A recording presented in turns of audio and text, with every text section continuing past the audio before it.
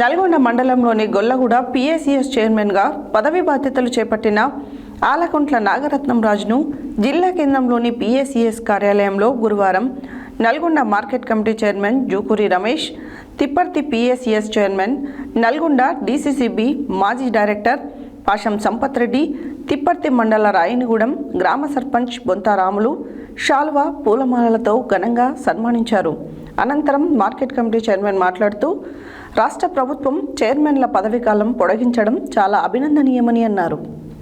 నల్గొండ మండలంలోని గొల్లగూడ పిఎస్సిఎస్ చైర్మన్గా పదవి బాధ్యతలు చేపట్టిన ఆలకుంట్ల నాగరత్నరాజును జిల్లా కేంద్రంలోని పిఎస్సిఎస్ కార్యాలయంలో గురువారం Nalgonda market committee chairman Jukuri Ramesh, Tipparthi PSCS chairman, Nalgonda DCCB మాజీ డైరెక్టర్ పాషం సంపత్ రెడ్డి, తిప్పర్తి మండలం రాయనిగూడెం గ్రామ సర్పంచ్ బొంతరాములు శాల్వా పూలమాలతో ఘనంగా సన్మానించారు. అనంతరం మార్కెట్ కమిటీ చైర్మన్ మాట్లాడుతూ రాష్ట్ర ప్రభుత్వం చైర్మన్ల పదవీకాలం పొడిగించడం చాలా అభినందనీయమని అన్నారు.